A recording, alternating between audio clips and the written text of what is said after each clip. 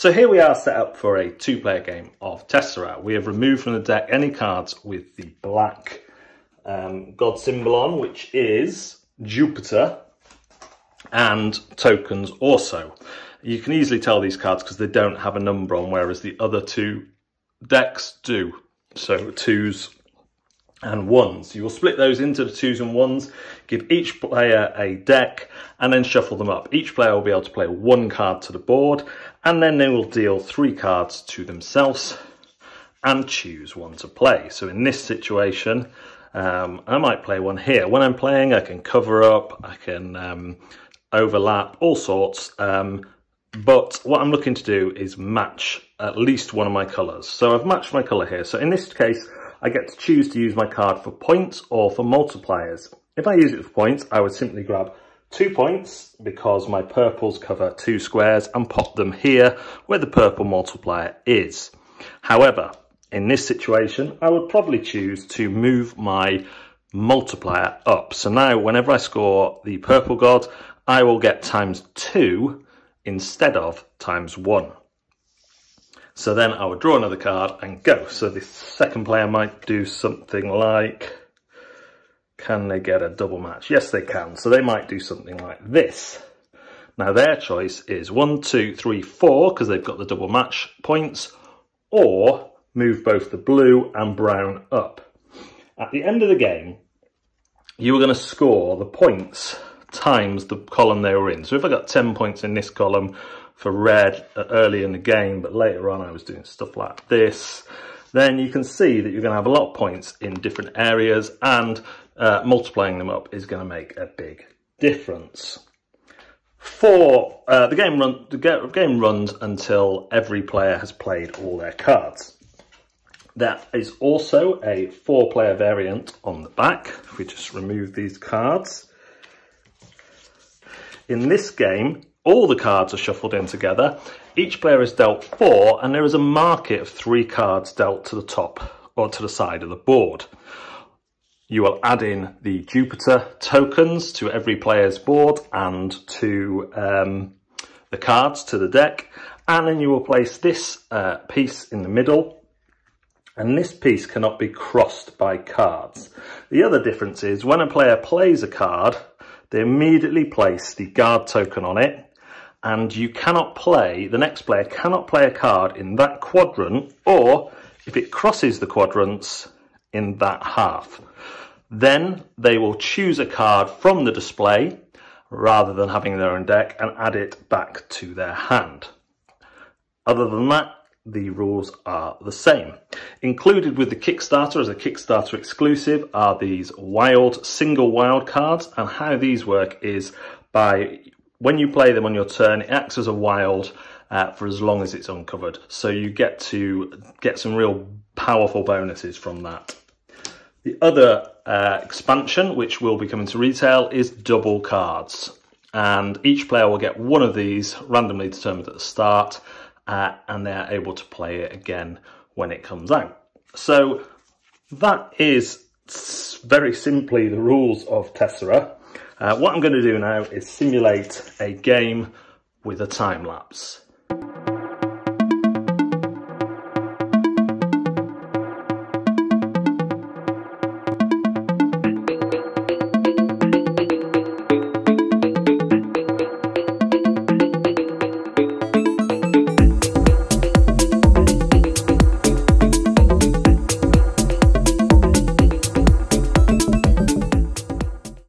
So that is how to play Tessera. It's a really simple game to pick up, and it has a really low rules barrier.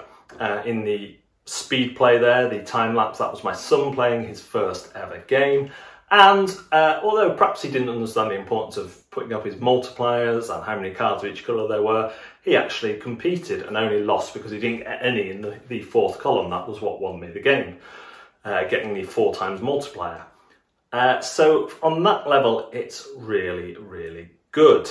I think this is going to be a very good family abstract game that has a really nice thematic art style, although, you know, obviously the gameplay is abstract. I haven't had chance due to COVID and all that to play any more than 2-player game, but the 2-player game seems perfectly formed. And as I like to think, experienced previewer now, having played many games in various states of prototyping and completion, the changes made for the 4-player game are actually quite exciting to me. I like the fact that some of the arena is blocked off to you. I like the changes to not having your own deck, but instead being able to go for certain colours more than others by that element of drafting. Of course, that does bring in an element of hate drafting, and because there's only 3 cards and at least 3 players, I'm not sure how that would play out in actuality. But I like that you have a choice of 3 cards. You can choose the one that you want the most. That's an exciting prospect for me.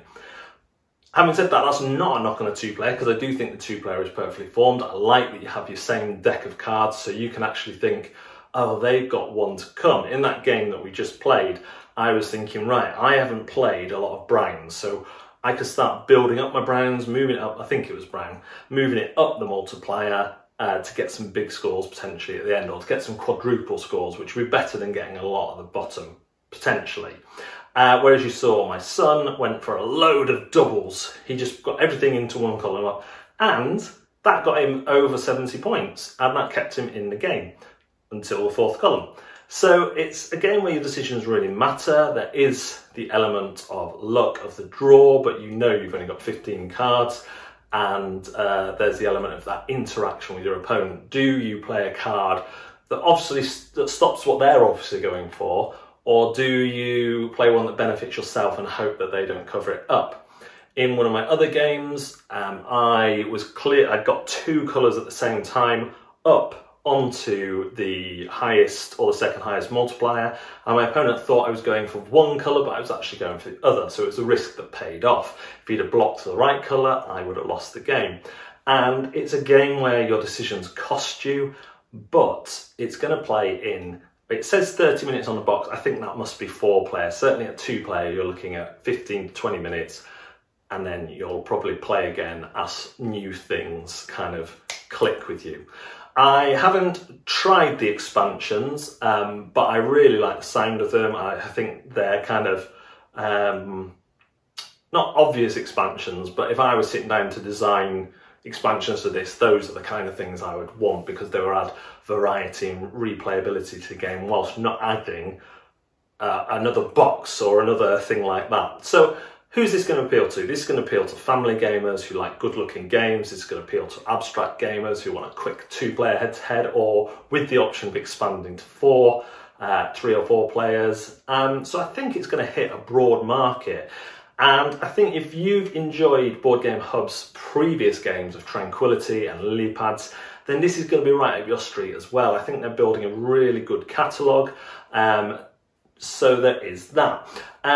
I will say that I have been paid for some marketing of Tessera, which didn't include this video, but did include some of the overview stuff at the start. So do bear that in mind.